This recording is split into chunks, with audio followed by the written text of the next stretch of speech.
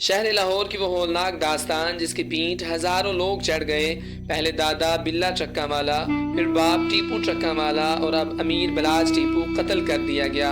امیر بلاج فوراً کوالیفائڈ تھے اور اب اپنی فیملی اور اپنے باپ دادا کا ٹرکوں کا کاروبار سنبھال رہے تھے، مگر 150 سال سے چلنے والی دشمنی کی آگ اسے بھی لے اڑی۔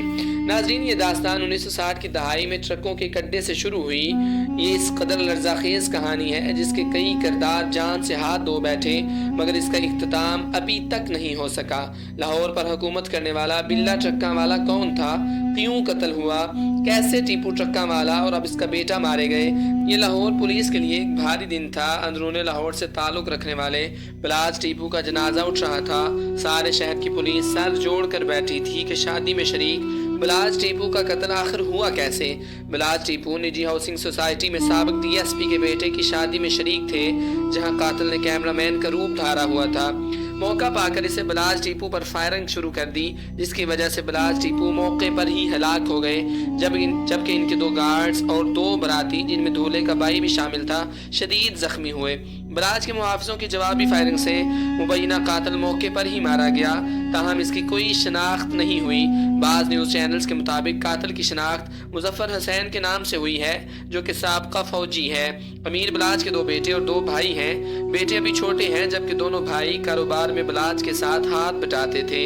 امیر بلاج کے قتل کا مقدمہ چھوٹے بھائی امیر مصعب ٹیپو کی مدیت میں تھانہ چوہنگ میں درج کیا گیا۔ مقدمہ خواجہ طارق بٹ عرف تیفی بٹ، خواجہ عقیل عرف گوگی بٹ اور 4 نامعلوم افراد کے خلاف کاٹا گیا۔ ایف آئی آر کے متن کے مطابق امیر بلاج ٹیپو کو تیفی اور گوگی بٹ کی حمایت پر 4 نامعلوم افراد نے قتل کیا۔ یہ افراد فائرنگ کر کے موقع سے فرار ہو گئے۔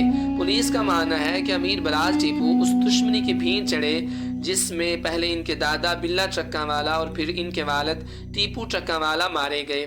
3 نسلوں پر محیط اس دشمنی کو سمجھنے کے لیے 70 سال پیچھے سے شروع کرتے ہیں کہ لاہور کی انڈرورلڈ آخر ہے کیا اور یہ کس طرح کام کرتی ہے، اور اب تک کتنے افراد اس لڑائی کی بھینٹ چڑھ چکے ہیں۔ ناظرین، 60 کی دہائی میں اندرون لاہور ٹرکوں کا اڈا چلانے والے بلا چکا والا سے شروع ہونے والی یہ کہانی اب بھی زندہ ہے۔ بتانے والے بتاتے ہیں کہ بلا لاہور کا بادشاہ ہوا کرتا تھا۔ اس کے دور میں ہر اشتہاری اور ہر گینگ اس کی دسترس میں تھا۔ شفیع عرف بابا، حنیف عرف حنیفہ، نواز جٹ، ہمایوں گجر اور بھولا سنیارا جیسے بڑے بدماش ان کی مٹھی میں تھے، اور ان کے ایک اشارے پر وہ کچھ کر جاتے تھے کہ علاقے میں بلے کے نام کی دھاک بیٹھی ہوئی تھی۔ حنیفہ اور بابا تو بلے کے ملازم تھے، مگر لاہور ان کی مٹھی میں تھا۔ تاہم کہانی نے ایسا موڑ لیا کہ انہی دونوں نے بلے کو اسی کے ڈیرے پر قتل کر دیا، اور یہاں سے اس نہ ختم ہونے والی لڑائی کی کہانی شروع ہوئی۔ اس لڑائی کی وجہ یہ بتائی جاتی ہے کہ اس گینگ سے قتل ہو گیا، جس میں بلے کا بیٹا عارف امیر عرف ٹیپو چکا والا بی حنیف اور بابے کے ساتھ ایف آئی آر میں نامزد ہو گیا۔ تاہم دوران تفتیش ٹیپو کو بے گناہ قرار دے دیا گیا۔ بابا اور حنیفہ جیل چلے گئے۔ انہوں نے کچھ عرصہ جیل میں گزارا، پھر اندر سے ہی ضمانت حاصل کی، اور پھر اس بات کا غصہ بلا چکا والے کی موت کی صورت میں نکالا گیا، جب دن دہاڑے دونوں نے بلے کو اس کے اپنے ڈیرے پر قتل کر دیا۔ بلے کے قتل کے بعد یہ گینگ یہیں سے 2 حصوں میں تقسیم ہو گئے۔ بلے کے مقابلے میں خواجہ تیفی بٹ اور گوگی بٹ اپنا چھوٹا گینگ چلا رہے تھے۔ اب ٹیپو کی آدھی طاقت اس کے اشتہاری اور گینگ گوگی بٹ گینگ سے جا ملے تھے، جو بابا اور حنیفے کے ساتھ تھے، اور دوسری طرف ٹیپو نے اپنے باپ کا بدلہ لینے کا کام جاری رکھا۔ اس نے تمام معاملات اپنے ہاتھ میں لے لیے۔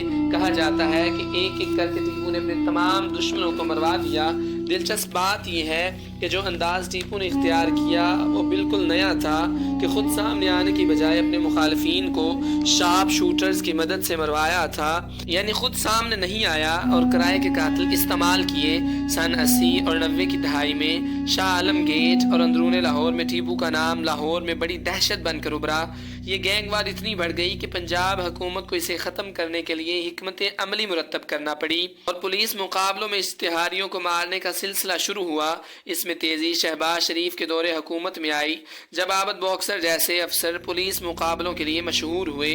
ٹیپو البتہ پولیس کے قابو میں نہیں آیا، اور پھر 2003 میں لاہور کچہری کے باہر اس پر قاتلانہ حملہ ہوا، جس میں مبین بٹ گینگ کے لوگ شامل تھے۔ اس حملے میں ٹیپو کے 5 گارڈز مارے گئے اور خود بھی وہ شدید زخمی ہوئے۔ پرچے میں تیفی اور گوگی بٹ دونوں بھائیوں کو نامزد کیا گیا۔ بات یہاں رکی نہیں، ٹیپو چکا والا پر یہ بھی الزام لگا کہ اس نے ظفر عرف ظفری نتھ کو اس وقت قتل کروایا جب وہ عابد باکسر کو دہشت گردی کی عدالت میں پیشی کے موقع پر ملنے جا رہے تھے۔ ظفری نتھ اور مزید 4 لوگوں کے قتل کا مقدمہ ٹیپو چکا والا کے اوپر ہی درج ہوا۔ بچھو پہلوان ٹیپو کا رائٹ ہینڈ تھا۔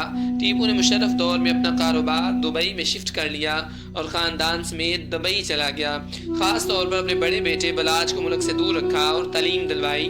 تاہم 2010 میں جب ٹیپو چکا والا ملک لوٹے تو انہیں ایئرپورٹ پر ہی قتل کر دیا گیا۔ ان پر خرم اعجاز نامی شخص نے گولیاں چلائیں جس کا مقدمہ تیفی بٹ، گوگی بٹ اور ملک احسان کے خلاف درج کیا گیا۔ عارف امیر اور ٹیپو چکا والا قتل کیس میں دہشت گردی عدالت نے مرکزی ملزم خرم اعجاز کو 2 بار سزائے موت کی سزا سنائی جو بعد ازاں 25 سال قید میں تبدیل کر دی گئی۔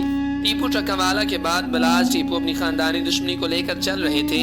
ان کے گینگ میں پہلوان برادرز، بابر بٹ گینگ اور لکھو ڈیریا گینگ شامل تھے اور اب وہ خود بھی اس دشمنی کی بھینٹ چڑھ گئے ہیں۔ آج کی دہائی میں شروع ہونے والی انڈر ورلڈ کی زیر زمین دنیا نے ہزاروں کردار پیدا کیے ہیں، کچھ پولیس کے ہاتھوں اور کچھ آپس کی دشمنی کی وجہ سے اپنے انجام کو پہنچے۔